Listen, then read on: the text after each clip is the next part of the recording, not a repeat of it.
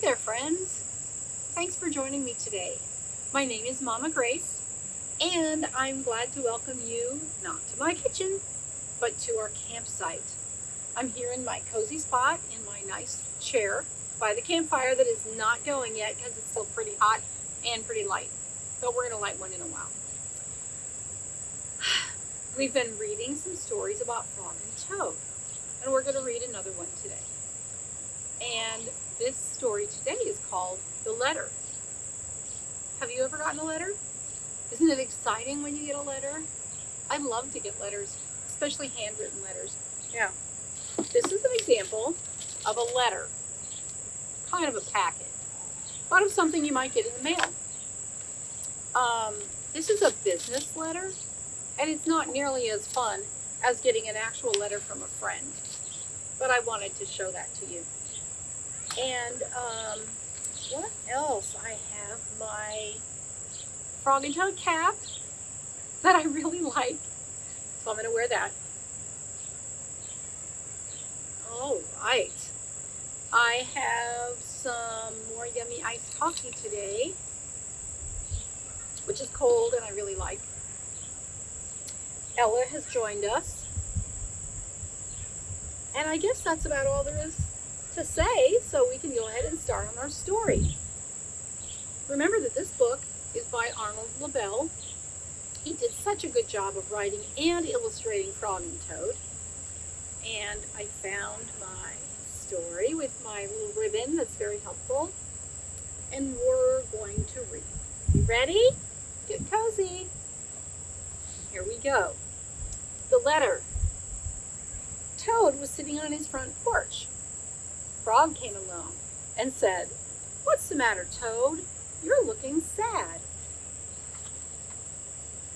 "Yes," said Toad. "This is my sad time of day." Ella sees a beautiful dog walking by. "It's okay, Ella." "This is my sad time of day. It is the time when I wait for the mail to come. It always makes me very unhappy." "Why is that?" said Frog. "Because I never get any mail," said Toad. "Not ever?" asked Frog. "No, never," said Toad. "No one has ever sent me a letter. Every day my mailbox is empty.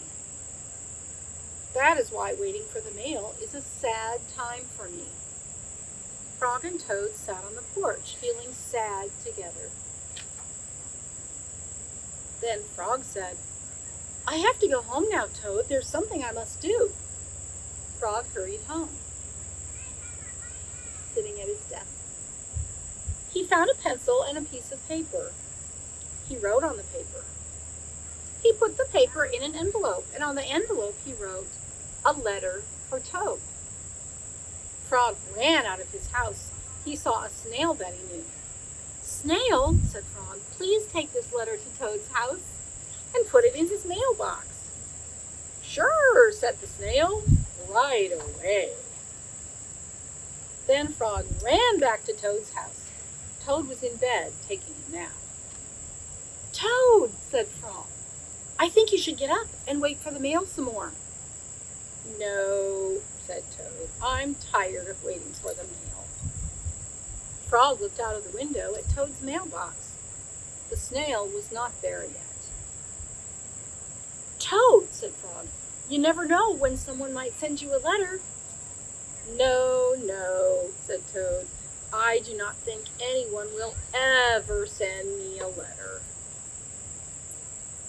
Frog looked out of the window. The snail was not there yet. "But Toad," said Frog, "someone may send you a letter today." "Don't be silly," said Toad. "No one has ever sent me a letter before, and no one will send me a letter today." Frog looked out of the window. The snail was still not there. Oh! Looks like our little flower is falling down. Papa Joe's coming to help. Thank you.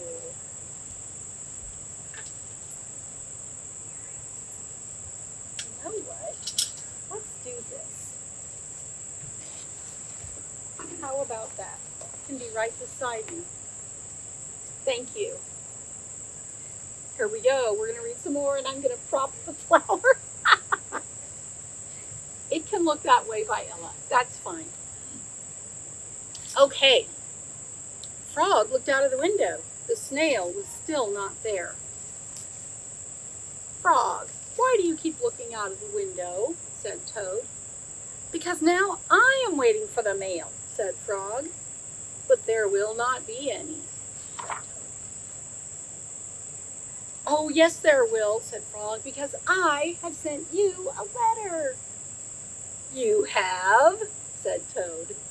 What did you write in the letter? Frog said, I wrote, Dear Toad, I am glad that you are my best friend. Your best friend, Frog. Oh, said Toad, that makes a very good letter. Then Frog and Toad went out onto the front porch to wait for the mail. They sat there feeling happy together. Frog and Toad waited a long time. 4 days later, the snail got to Toad's house and gave him the letter from Frog. Toad was very pleased to have it. And that's the end of that nice story. Don't you love that story? It's so fun. You know, there are a couple things I especially love about this story. Remember how I have mentioned that I love that Frog and Toad are friends? They're best friends, because they said it in this story. And Frog does a really nice job of trying to cheer Toad up, even though Toad's a little bit of a melancholy, sad sort of person. And this page is really nice, where it says, Frog and Toad sat on the porch, feeling sad together. Sometimes that's what friends do. And when one friend is sad for some reason, any reason, it could be a big thing, it could be a small thing. A really nice way to be a good friend is to, try to encourage them, but sometimes we just need someone to sit with us and feel sad and share that experience. That's being a good friend. And then later in the story, Frog does what he can to do something that he knows will make Toad very happy and is going to cheer him up. And he told him about the letter. And there's the other part that I love. At the end, where it says, toward the end, where it says they sat there feeling happy together. See, this is what it's about to be a friend. Sometimes we share in our sad moments. Sometimes we share in our happy moments. And that's a lot of what it's about to be a good friend. And to love each other. Just spending time together and enjoying life together, and sometimes struggling through the sad parts of life together too. So I want to encourage you all to be a good friend.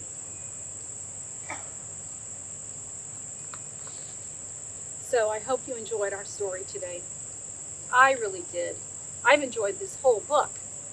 And I have another book at home that has more Frog and Toad stories. I can't wait to read those to you also. So I will do that once I get back home after we're done camping. Remember that we did a whole bunch of other stories from this book. And if this is the first one that you're joining me with, then I would encourage you to go back and listen to the others, because they were a lot of fun. Right, I'm going to put my little ribbon back where it's safe, not going to get wrecked up. Take another little sip of my cold iced coffee today. And tell you how much I love you and appreciate you. Every single one of you. And I wish you could be here, sitting right here beside me by the campfire, and by Ella, who went to sit under the bushes again. But I do love what we have this way too. So have a good week. Be safe. Be happy. And I will see you again very soon. So goodbye, but just for now.